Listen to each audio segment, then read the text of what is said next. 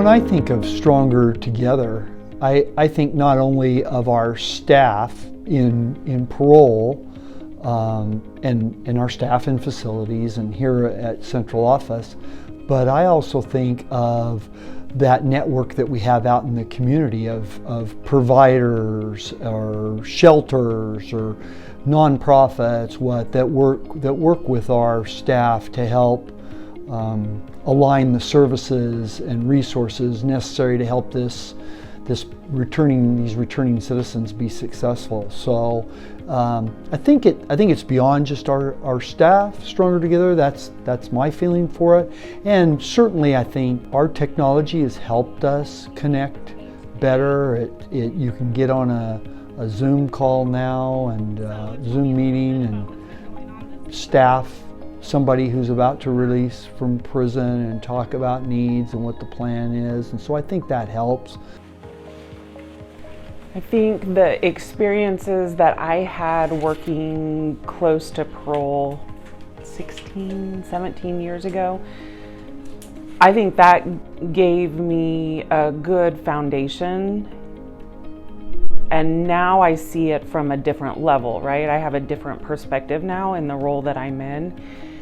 And so I don't know if it is a deeper appreciation or if it's a different appreciation, but I definitely see things from a different angle now and just see all of the work and the organization that goes into this and the risk that our parole officers deal with every day on their job, and some of the things that we try to do to mitigate that risk. And so I certainly have a different perspective now in this role that gives me a much deeper appreciation for what our parole staff across the state are doing. Parole has been headed in a really great direction for a while.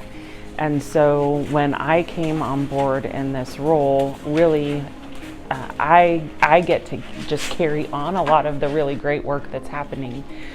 So there is a lot of work that parole is doing around a coaching model and seeing ourselves as coaches with our clients and even with each other, and how do we coach each other up, but also how can we coach our clients, and what does that really mean for us to be a coach versus being someone who is only there to supervise and make sure someone's following the rules and not messing up. And so our parole staff across the state are doing some really great work. They have been training, they've been putting together some capstone projects and things that they want to see implemented within parole across the state.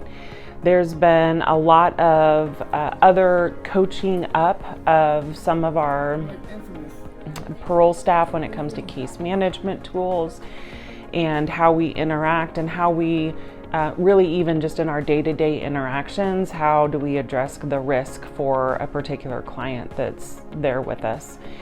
So those are some of the really incredible things that are going on. I am constantly hearing ideas coming from the field, new ideas. Hey, we want to try this. Hey, we think this is a good idea. New collaborations, new partnerships, new creative ways of doing work in a time where staffing is really difficult for parole too.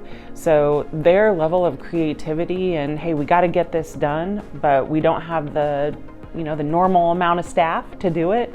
And so there is just an incredible amount of creativity that's coming out of the field right now to get that work done.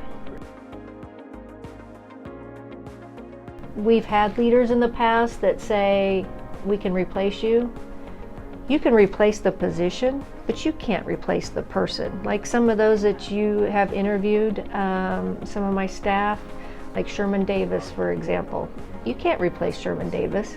You can replace that parole officer position, but not our staff. Our staff are our number one resource, and they're important, they're crucial. It's immeasurable, truthfully. The amount of energy and talent and heart and commitment that field services brings to our communities is literally immeasurable. We are absolutely better because of every single person that we work with every single day in this agency.